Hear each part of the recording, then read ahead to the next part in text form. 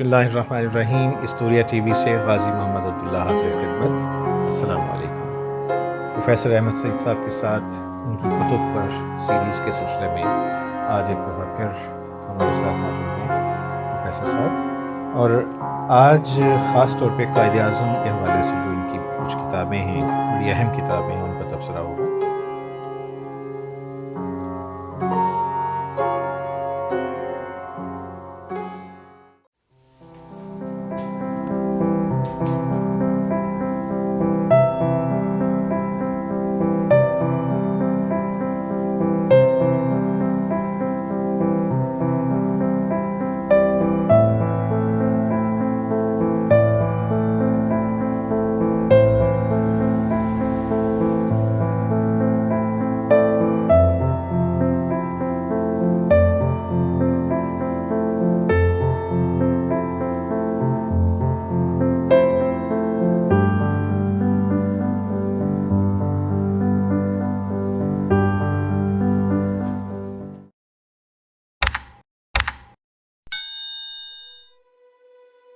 ناظرین، پروفیسر احمد سعید صاحب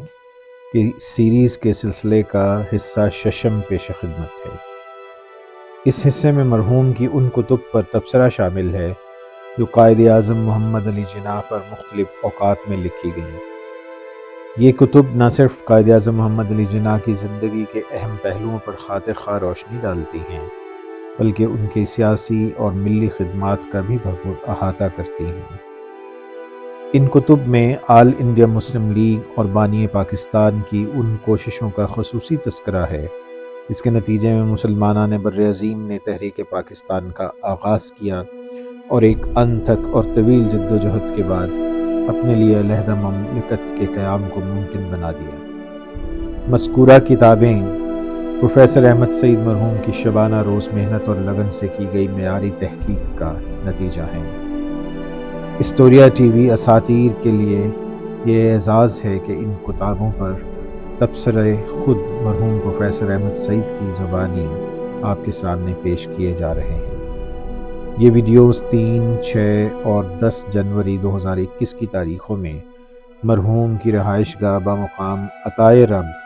مولانا محمد علی جوہر ٹاؤن لاہور میں ریکارڈ کی گئیں۔ میزبانی کے فرائض پروفیسر غازی محمد عبداللہ نے انجام دیے، عکاسی محمد صاحبان سالک نے کی، وائس اوور پروفیسر غازی محمد عبداللہ نے انجام دی، جبکہ ویڈیو ایڈیٹنگ بھی پروفیسر غازی محمد عبداللہ نے کی ہے۔ ناظرین، پاکستان کے صدارتی ایوارڈ یافتہ مورخ، مصنف اور محقق جناب احمد سعید مرحوم کی یادیں اور باتیں ہمارے لیے ایک لازوال سرمایہ بن چکی ہیں۔ 1992 میں پروفیسر صاحب مرحوم سے قائم ہونے والا رشتہ بہت سے انمٹ نقوش لیے زندہ و جاوید ہو چکا ہے۔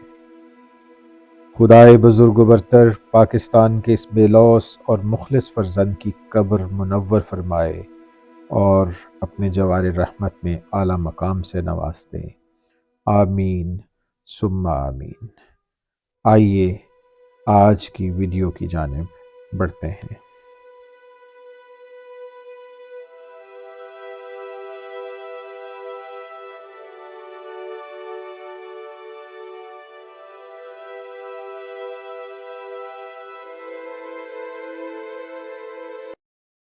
تو پہلی اثر اشاریہ ہے قائد اعظم، اس کے بارے میں ذرا بتائیے گا۔ سن 1976 کا سال میرے لیے ایک بہت ہی خوش قسمت سال تھا کہ اس سال مجھے میری بہت سی کتابیں جو تھیں وہ معرض وجود میں آئیں اور ان کی اشاعت کا کام مکمل ہو گیا۔ جی، اس سلسلے میں سب سے پہلی کتاب جو ہے میری وہ اشاریہ قائد اعظم ہے۔ یہ قائد اعظم محمد علی جناح کی جو 100 سالہ تقریبات تھیں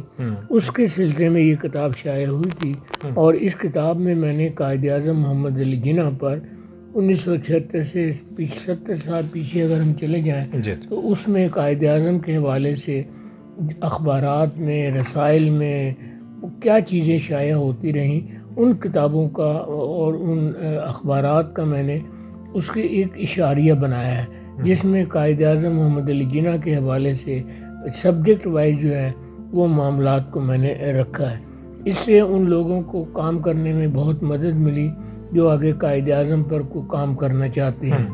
یہ کتاب جو ہے یہ 1976 میں شائع ہوئی تھی، اور اس کتاب کو اس موقع پر جو ڈیلیگیٹس سے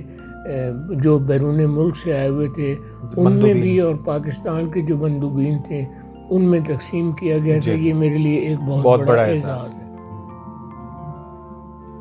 ناظرین، بانی پاکستان قائد اعظم محمد علی جناح کے بارے میں اکثر یہ سننے میں آتا ہے کہ آپ کی شایان شان سوانح ابھی تک لکھی نہیں تھی۔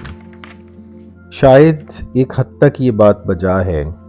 کہ بابا قوم کی زندگی، افکار اور سیاسی رجحانات پر جس قدر لکھا جانا چاہیے تھا اس کا عشر اشیر بھی نہیں لکھا گیا۔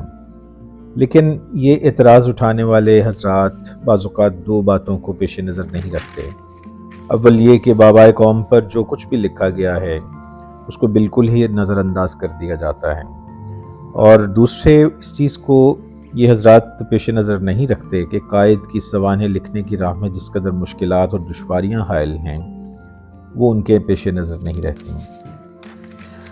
اصل مسئلہ یہ ہے کہ پاکستان میں مواد کی فراہمی اور سوانح نگاروں کے لیے ایک بہت بڑا مسئلہ رہا ہے۔ اس میدان میں محض لفاظی سے کام نہیں چلتا، بلکہ ٹھوس حقائق کا موجود ہونا بہت ضروری ہے۔ اس سلسلے میں ذوالفقار علی بھٹو کی حکومت میں قائد اعظم کے ذاتی کاغذات کو محفوظ کرنے کے کام کا بیڑا اٹھایا گیا، جس نے پھر بعد ازاں مورخین کے لیے بے پناہ سہولتیں پیدا کر دی۔ چنانچہ قائد کی جامع اور مکمل سوانح کا کام کرنے کے سلسلے میں راہ میں حائل رکاوٹوں کو کسی حد تک دور کیا جا سکا۔ ابھی بھی بہت ساری ایسی چیزیں ہیں جیسے کہ پرانے ہندوستانی اخبارات، بالخصوص بمبئی اور دہلی سے شائع ہونے والے انگریزی اخبارات، آل انڈیا مسلم لیگ کے حامی اور مخالف اخبارات، ان تمام میں قائد اعظم سے متعلق مواد کا جمع ہونا اور ایک جگہ یکجا ہونا بہت ضروری ہے۔ بعد میں آنے والے سالوں میں انڈیا آفس لائبریری لندن اور برٹش میوزیم میں موجود مواد سے استفادہ بھی کافی حد تک آسان ہو گیا تھا۔ بارکیف پروفیسر احمد سعید صاحب نے ہزاروں صفحات پر مشتمل بکھرے ہوئے مواد کو ایک اشاریے کی شکل میں مرتب کرنے کا بیڑا اٹھایا۔ اگرچہ یہ ایک ادارے کا کام تھا، لیکن تمام مشکلات کے باوجود احمد سعید صاحب نے اپنی محدود رسائی میں جس قدر ممکن ہو سکا اس زمانے میں، یعنی 1976 سے پہلے تقریباً 4 سال کی محنت شاقہ کے بعد اردو اخبارات اور رسائل میں جمع شدہ مواد کو ایک جگہ اکٹھا کیا، اور بالآخر پھر اشاریہ قائد اعظم نامی یہ کتاب مرتب ہوئی۔ یہ انتہائی کٹھن اور صبر آزما کام تھا، حتیٰ کہ اخبارات اور رسائل کے مکمل فائلوں کی موجودگی بھی اتنا آسانی سے میسر نہیں تھی۔ حیرت کی بات یہ تھی کہ اس زمانے میں پنجاب پبلک لائبریری لاہور، جو کہ پاکستان کی اعلیٰ اور معیاری لائبریریوں میں سر فہرست شمار کی جاتی ہے، یہاں پر دیگر اخبارات کا تو ذکر چھوڑ دیجئے، لاہور سے نکلنے والے اخبارات کے فائل بھی پوری طرح سے موجود نہیں تھے۔ ستم ظریفی یہ تھی کہ 1947 کے بعد میں بھی اخبارات اور رسائل کے مکمل فائل موجود نہیں تھے، صرف 1962 کے بعد کے مٹی سے اٹے ہوئے فائل موجود تھے۔ اسی طرح تقسیم ہند سے قبل کے اخبارات میں صرف پیسہ اخبار لاہور کے فائل موجود تھے، لیکن یہ قیمتی اخبار اس زمانے میں ہی جس قدر خستگی اور ٹوٹی پوٹی جلدوں سے دوچار تھا، اگر اس کو دیکھ کر ہی مورخین اور محققین کی مشکلات کا اندازہ نہ لگایا جا سکے تو پھر اس کے بارے میں کیا کہا جا سکتا ہے۔ احمد سعید صاحب کا اشاریہ قائد اعظم ایک بہت بڑی خدمت ہے۔ یہ ان محققین اور مورخین کے لیے جو قائد اعظم محمد علی جناح کی بائیوگرافی لکھنا چاہتے ہیں یا اس پر مزید تحقیق کرنا چاہتے ہیں۔ اشاریہ میں جو بھی اخبار اور رسائل میسر آئے ان سے استفادہ کیا گیا، ان میں خاص طور پر روزنامہ پیسہ اخبار لاہور کے 1906 سے 1922 تک کے شمارے، ہفتہ وار پیسہ اخبار لاہور کے 1922 سے 1948 کے شمارے، روزنامہ انقلاب لاہور، روزنامہ زمیندار لاہور، روزنامہ عصر جدید کلکتہ، ہفتہ روزہ لیل و نہار لاہور، روزنامہ کوہستان لاہور، ہفتہ روزہ اخبار جہاں کراچی، روزنامہ مشرق لاہور، روزنامہ مشرق کراچی چند فائل، ہفت روزہ اخبار خواتین کراچی، روزنامہ خلافت بمبئی ایک فائل، روزنامہ امروز لاہور، ہفت روزہ اقدام لاہور، ہفت روزہ صوت الاسلام، روزنامہ حریت کراچی، ہفت روزہ زندگی لاہور، روزنامہ مستقل کانپور، روزنامہ انجام لاہور، روزنامہ جسارت کراچی، ماہنامہ ماہ نو کراچی، روزنامہ نوائے وقت لاہور، ماہنامہ سیارہ ڈائجسٹ لاہور، ماہنامہ اردو ڈائجسٹ، ماہنامہ ہمایوں لاہور، ہفت روزہ قومی زبان کراچی، ماہنامہ قومی زبان کراچی، ماہنامہ طلوع اسلام لاہور، ماہنامہ خاتون پاکستان کراچی، ہفت روزہ جہان نما لاہور اور روزنامہ ندائے ملت لاہور شامل ہیں۔ اس اشاریہ میں قائد اعظم پر لکھے جانے والے مضامین، اداریے، قائد اعظم سے متعلق خبریں اور آپ کے بیانات و تقاریر شامل ہیں۔ مرتب کرتے وقت دو باتوں کو مد نظر رکھا گیا ہے۔ اول، مختلف حضرات کے تحریر کردہ مضامین کو حروف تہجی کے اعتبار سے مرتب کیا گیا ہے اور خبریں اور اداریے سن کے اعتبار سے ترتیب دیے گئے ہیں۔ اشاریہ میں قائد اعظم سے متعلق سیاسی شخصیات میں خاص طور پر علامہ اقبال، سر محمد شفیع، علی برادران، مولانا ظفر علی خان، سر سکندر حیات خان، مولوی اے کے فضل الحق، مولانا ابوالکلام آزاد، راج گوپال اچاریہ، گاندھی جی، مدن موہن مالویہ، راجندر پرساد، سبھاش چندر بوس، پنڈت نہرو، سر اسٹوفرڈ کرپس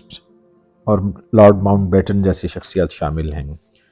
مختلف سیاسی جماعتوں سے قائد اعظم سے تعلق کے حوالے سے جن اشاریے میں چیزیں جو شامل ہیں ان میں ہوم رول لیگ بمبئی، آل انڈیا مسلم لیگ، آل انڈیا مسلم لیگ کا پارلیمانی بورڈ، خاکسار تحریک، کانگریس اور یونینسٹ پارٹی شامل ہیں۔ مختلف اہم واقعات کے حوالے سے خاص طور پر جو مواد شامل ہیں اس میں تحریک خلافت اور ترکی، دہلی تجاویز، Simon commission, Nehru report, all parties conference, گول میز کانفرنس، 14 نکات، مسجد شہید گنج کا واقعہ، سکندر جناح پیکٹ، قرارداد لاہور، ڈیفنس کونسل کا معاملہ اور قائد اعظم کی خط و کتابت، قائد اعظم کے انٹرویوز، قائد اعظم اور پاکستان کا موضوع، قائد اعظم اور پاکستان کا آئین، قائد اعظم اور فلسطین، قائد اعظم اور چین، قائد اعظم اور سندھ، قائد اعظم اور بمبئی، قائد اعظم اور صوبہ سرحد، قائد اعظم اور حیدرآباد دکن، قائد اعظم اور مغربی بنگال کلکتہ، قائد اعظم اور کشمیر، قائد اعظم اور علی گڑھ، قائد اعظم اور پنجاب، قائد اعظم اور بلوچستان، اسی طرح قائد اعظم کے سفر، قائد اعظم کا غازی علم الدین شہید والے واقعے کے سلسلے میں جو کردار تھا اور قائد اعظم کی شادی، اسی طرح قائد اعظم کی تعزیتی بیانات اور ان کی علالت اور قائد اعظم کے تحریر کردہ مضامین کے حوالے سے بڑا اہم مواد شامل ہیں۔ قائد اعظم اور افواج پاکستان اور دفاع پاکستان کے حوالے سے بھی مواد اس میں شامل ہیں۔ قائد اعظم پر قاتلانہ حملے کے حوالے سے بھی اہم چیزیں اس میں شامل کی گئی ہیں۔ دوسری ہیں گفتار قائد اعظم، یہ بھی اس سر کی بہت اہم کتابوں میں شمار کی جاتی ہے۔ گفتار قائد اعظم جو ہے وہ قائد اعظم محمد علی جناح کی ان تقاریر کا مجموعہ ہے جو لاہور اور بیرون ملک جو لاہور سے باہر جو اخبارات اور رسائل شائع ہوتے رہے ان میں جو قائد اعظم محمد علی جناح کی تقاریر ہیں ان کو میں نے ایڈٹ کیا ہے۔ قائد اعظم محمد علی جناح کی تقاریر کے سلسلے میں ایک اہم بات یہ ہے کہ کلکتہ سے ایک روزنامہ شائع ہوا کرتا تھا، اس کا نام عصر جدید تھا، بہت مولانا شائق احمد عثمانی اس کے ایڈیٹر تھے، بہت اہم اخبار ہے۔ جی قائد اعظم محمد علی جناح سے متعلق جب وہ بنگال گئے، کئی مرتبہ گئے بنگال، تو انہوں نے وہاں پر جو کلکتہ میں تقاریر کی اور دوسری جگہوں پر تقاریر کی، میں نے اس اخبار سے بھی اب میں نے دوبارہ استفادہ کیا ہے اور اس کتاب میں قائد اعظم محمد علی جناح کے حوالے جو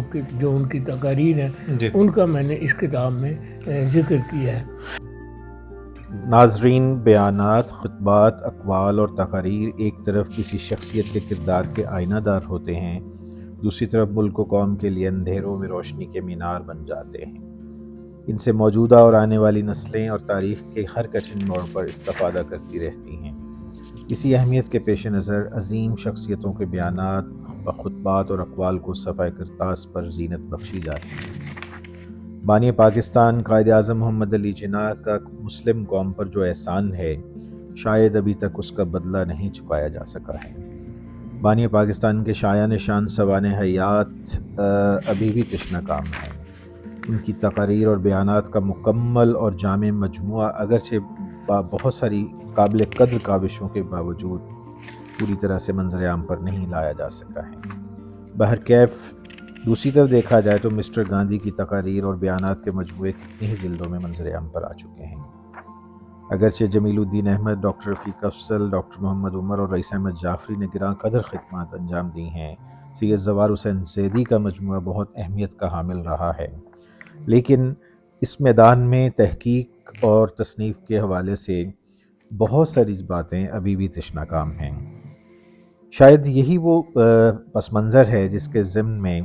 پروفیسر احمد سعید صاحب کی یہ کتاب گفتار قائد اعظم انتہائی اہم اضافوں میں شمار کی جاتی رہی ہے۔ اس میں قائد اعظم کے وہ بیانات اور تقاریر جو اس وقت تک کسی اور مجموعے میں نہیں چھپے تھے، وہ پروفیسر احمد سعید صاحب نے انتہائی محنت سے ترتیب دیے ہیں۔ اس کی تدوین میں روزنامہ انقلاب لاہور، روزنامہ پیسہ اخبار لاہور، روزنامہ زمیندار لاہور کے تمام فائلز جو اس وقت تک موجود تھے ان سے استفادہ کیا گیا ہے۔ اس مجموعے کے مطالعے سے محققین اور قارئین پر یہ بات واضح ہو سکتی ہے کہ کانگریس کا سیاسی موقف کیا تھا، اور ان کا یہی سیاسی موقف تھا جو قائد اعظم محمد علی جناح کے نظریات میں تبدیلی کی ایک بڑی وجہ بنا۔ نہرو رپورٹ کی تشکیل اور اشاعت، کانگریسی وزارتوں کا راج اور اس دوران مسلمانوں پر ڈھائے گئے مظالم، ان تمام باتوں کے پس منظر کو جاننے کے لیے یہ کتاب بہت معاون ثابت ہو سکتی ہے۔ مزید برآں غازی علم الدین شہید اور بال گنگادھر تلک کے مقدموں کی کارروائی جس کی پیروی قائد اعظم نے کی، وہ اس مجموعے کا ایک اہم اثاثہ ہیں۔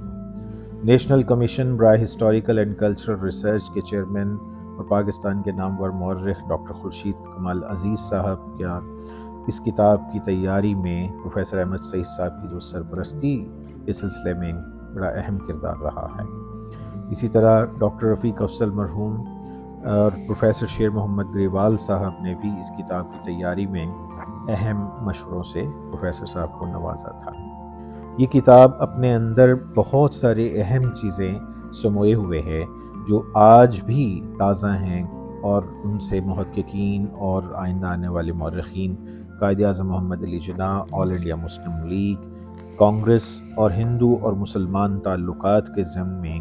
اور تقسیم ہند کے اصل پس منظر کو جاننے کے لیے جو چیزیں ضروری ہوتی ہیں ان سے استفادہ کر سکتی ہیں۔ یہ کتاب تحریک و تاریخ پاکستان پر ایک اہم اضافہ کہی جا سکتی ہے۔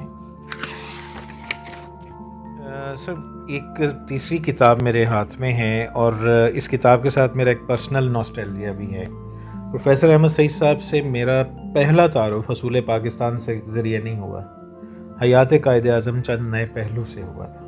اور مجھے اتنی یہ پسند تھی کتاب، اور آج تک ہے کہ یہ اس کے کہتے ہیں کہ صفحات تک میرے ذہن میں ہیں، کہ یعنی مجھے بہت اچھی کتاب لگتی ہے۔ حیات قائد اعظم چند نئے پہلو، یہ کتاب جو ہے یہ بھی ایک اس دور کے ایک بہت بڑا تحقیقی ادارہ تھا جس کے سربراہ کے عزیز صاحب تھے، تو انہوں نے یہ کتاب اس کو شائع کیا تھا، اور اس کتاب میں میں نے قائد اعظم کی زندگی کے مختلف اہم پہلو ہیں جن پر اب تک کسی نے روشنی نہیں ڈالی تھی۔ علماء کے ساتھ کیا قائد اعظم کے تعلقات تھے، یونینسٹ پارٹی کے ساتھ کیا تعلقات تھے،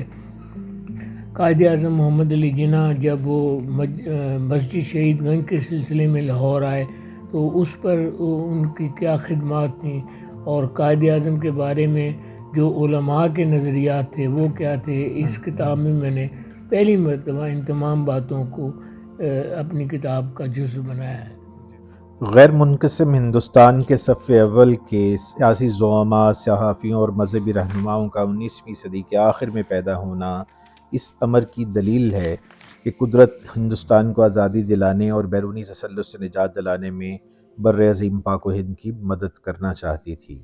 عجب اتفاق ہے کہ چوٹی کے سیاسی قائدین، مذہبی رہنما اور صحافی،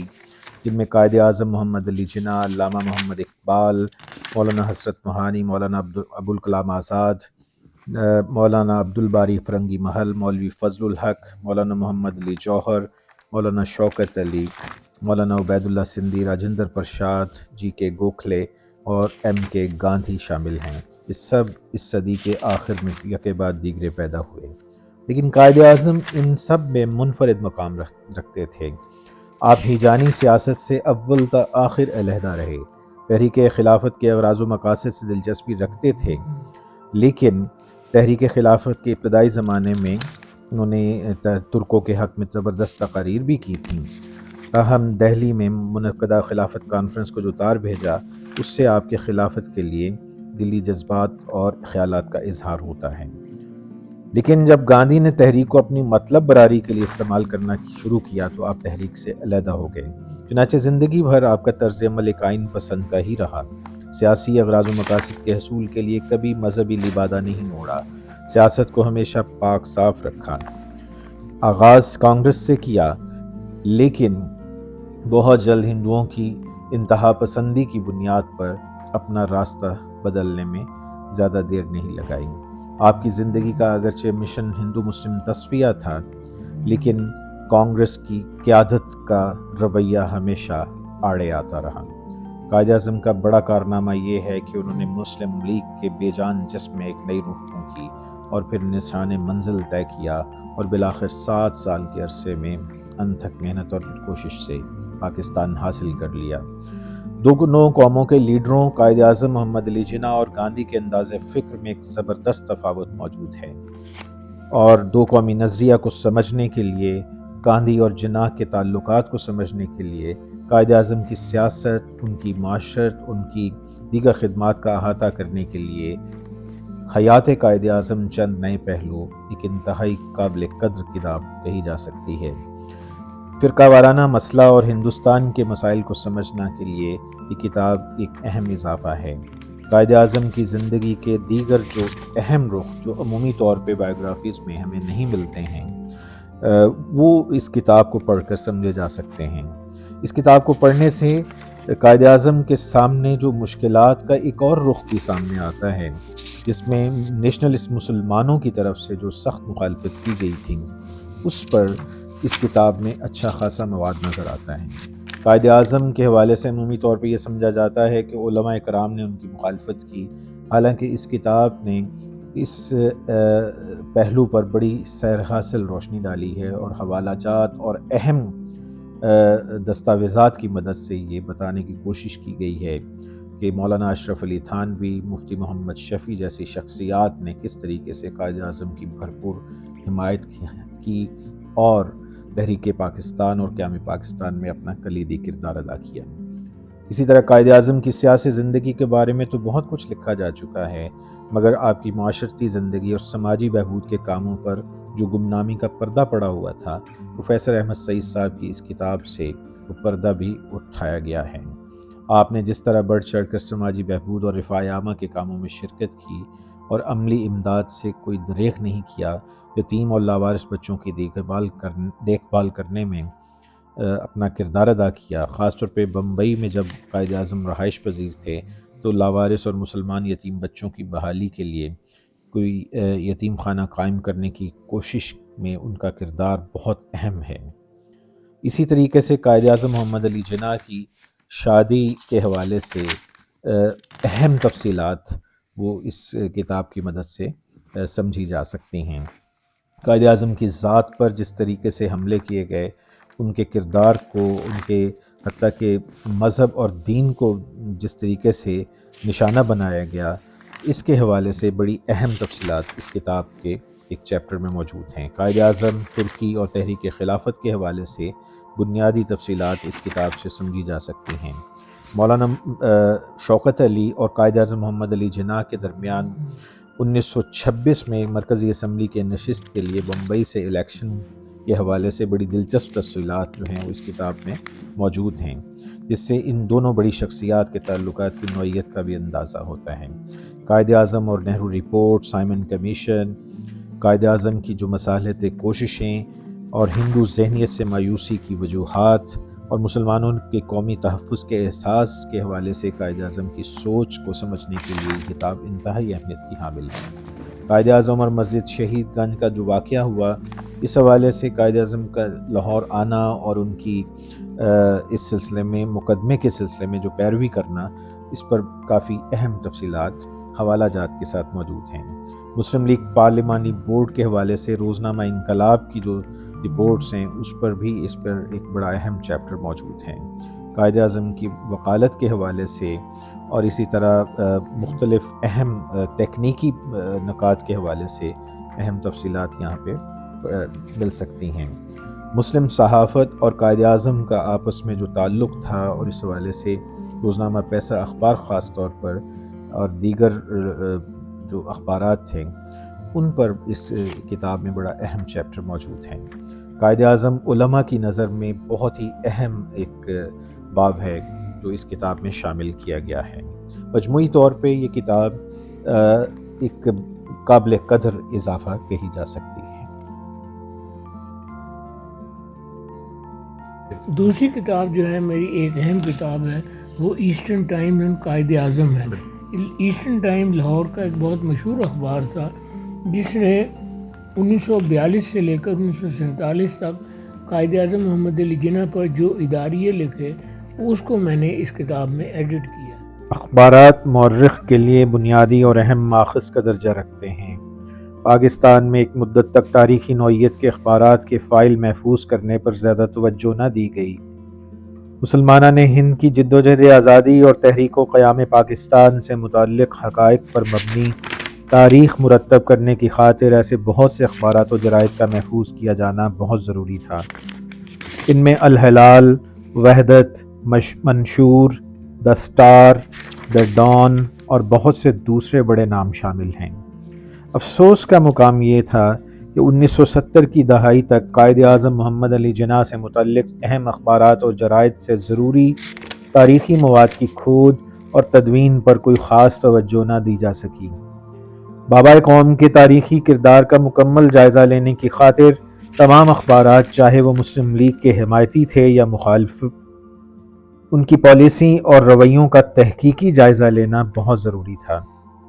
اسی ضرورت کے پیش نظر پروفیسر احمد سعید مرحوم نے 1983 میں ایسٹرن ٹائمز لاہور کے 125 اہم اداریوں کو کھوج کر بڑی محنت اور عرق ریزی سے کتابی شکل میں شائع کر دیا۔ اس کتاب سے ایک طرف پنجاب کی مسلم سیاست کے خد و خال سمجھنے میں مدد ملتی ہے تو دوسری طرف مسلم لیگ اور قائد اعظم مخالف پریس کے نقطہ نظر اور رویوں سے آگاہی بھی حاصل ہوتی ہے۔ لاہور سے نکلنے والا ایسٹرن ٹائمز 10 ستمبر 1931 میں مولوی فیروز الدین نے جاری کیا تھا۔ ابتدا میں علامہ عبداللہ یوسف علی جیسی شخصیت اس کی مدیر رہی، تاہم جلد ہی ان کی جگہ عبدالحمید خان نے لے لی، جو 1940 تک اس کی ادارت کے فرائض انجام دیتے رہے۔ اسی دور میں اخبار مجموعی طور پر پنجاب یونینسٹ پارٹی کی ترجمانی کرتا رہا۔ 1936 میں اس کی سرکولیشن 4000 تک تھی، تاہم جلد ہی اسے کم سرکولیشن کی وجہ سے ویکلی اخبار تک محدود ہونا پڑا۔ اس دور میں اخبار پنجاب مسلم لیگ اور قائد اعظم کی مخالفت پر کمر بستہ رہا، البتہ مسئلہ کشمیر پر کھل کر ڈوگرا راج کی مذمت اور مخالفت بھی کرتا رہا۔ 1940 میں جب پیسہ اخبار لاہور نے ایسٹرن ٹائمز خریدا تو نئی انتظامیہ کے تحت اس کی پالیسی میں واضح تبدیلی آ گئی اور اب یہ قائد اعظم، مسلم لیگ اور پاکستان کے مطالبے کا علمبردار بن کر ابھرا۔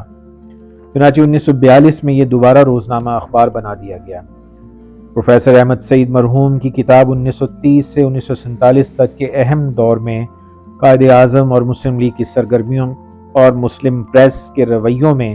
اتار چڑھاؤ کی دلچسپ کہانی کو سمجھنے میں بہت معاون ہو سکتی ہے۔ اس سلسلے میں دیکھا جائے تو پروفیسر احمد سعید صاحب کی یہ کتاب قائد اعظم، تحریک پاکستان اور جدوجہد آزادی مسلمانہ نے ہند کے موضوعات پر، حتیٰ کہ پنجاب کی مسلم سیاست کے لیے ایک انتہائی اہم ماخذ کا درجہ اختیار کر چکی ہے۔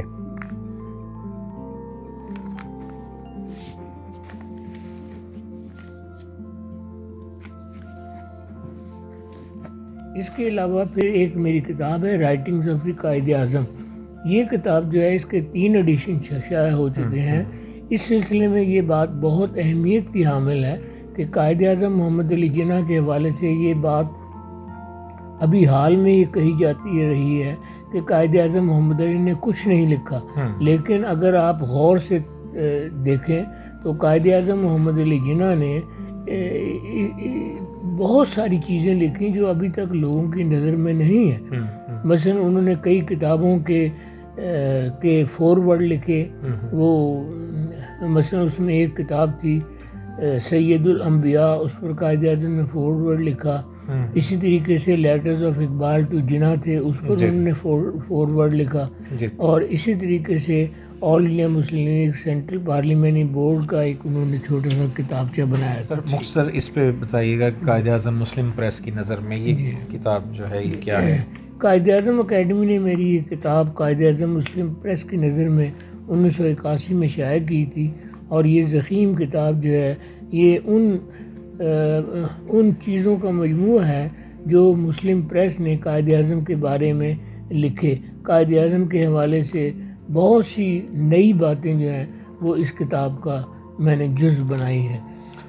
سر ایک کتاب یہ کتاب جو ہے visitors of the Quaid Azam, اس کو ایک اہمیت اس وجہ سے حاصل ہے کہ پچھلے دنوں میں ایک بڑا تنازع اٹھ کھڑا ہوا، حالانکہ اس کی کوئی بنیاد نہیں ہے، اور وہ یہ تھا کہ پاکستان کا قومی ترانہ جو ہے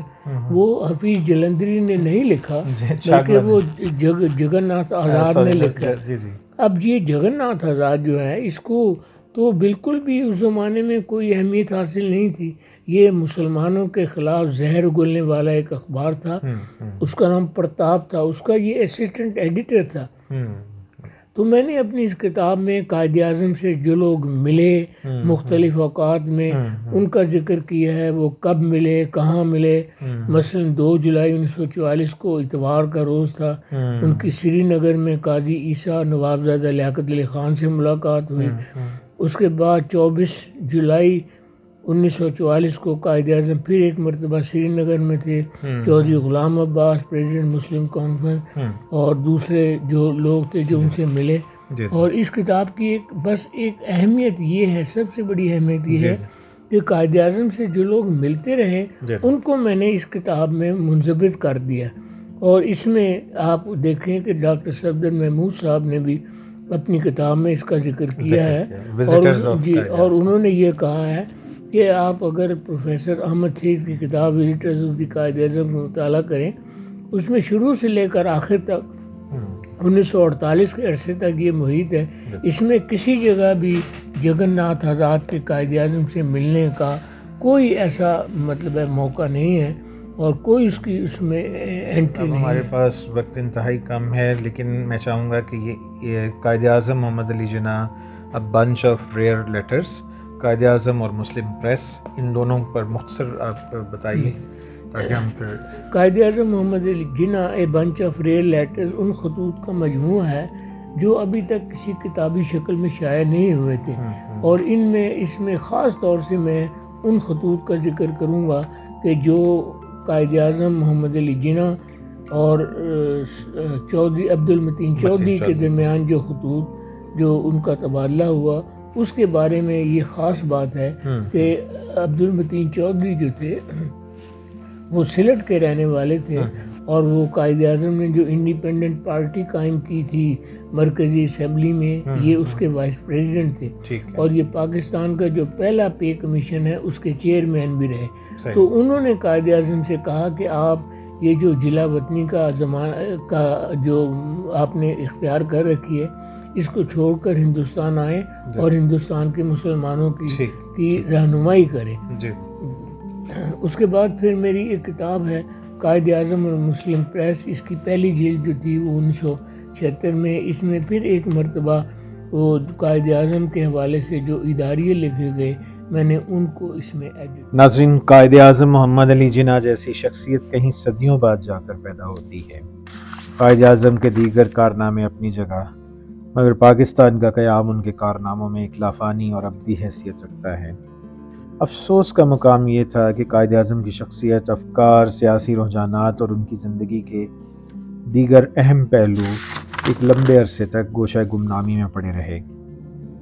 یہ اگرچہ ان کی زندگی پر کچھ کتابیں لکھی گئی تھیں، مگر حق تو یہ تھا کہ قائد اعظم پر کتابوں کی زیادہ سے زیادہ تعداد ہوتی۔ چنانچہ اسی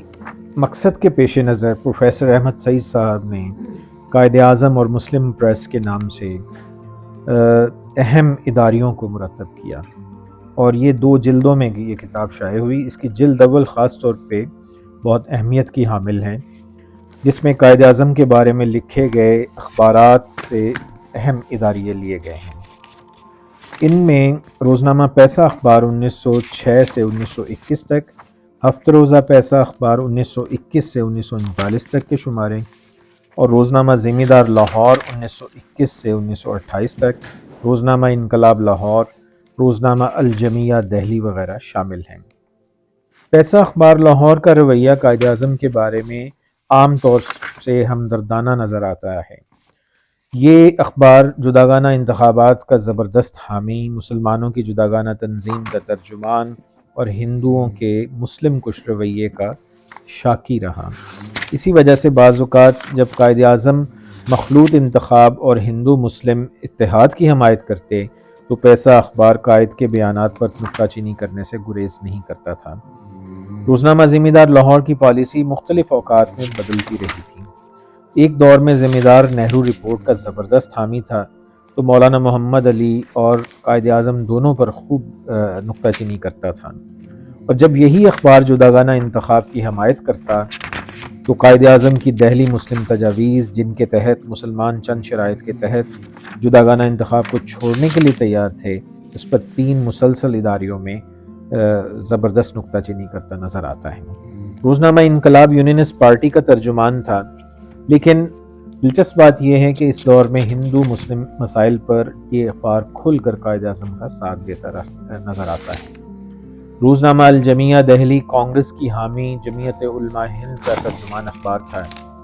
اس لیے جب تک آل انڈیا مسلم لیگ اور جمعیہ میں صلح اور مفاہمت رہی، الجمیہ قائد اعظم کی تعریف میں رطب اللسان نظر آتا ہے، لیکن جو ہی کانگریس اور جمعیہ دہلی کے رشتوں میں اتحاد پیدا ہوا تو الجمیہ کا رویہ قائد اعظم کے بارے میں یکسر تبدیل ہو گیا۔ ان تمام اداریوں میں ایک بات واضح طور پہ محسوس کی جا سکتی ہے کہ یہ تمام اخبارات خواہ قائد اعظم کے نقطہ نظر سے اتفاق کرتے تھے یا اختلاف، لیکن اس امر پر سب متفق تھے کہ قائد اعظم ہی ہندوستان اور مسلمانوں کے اصل رہنما ہیں، اور یہ کبھی ان کے مفادات کے مخالف جا کر غداری نہیں کریں گے۔ سر بہت بہت شکریہ۔ آج کی ہماری نشست یہیں پہ اختتام ہوتی ہے۔ انشاءاللہ آئندہ مزید اسی طرح کے تبصروں کے ساتھ حاضر ہوں گے۔ تب تک کے لیے اللہ نے کے بعد۔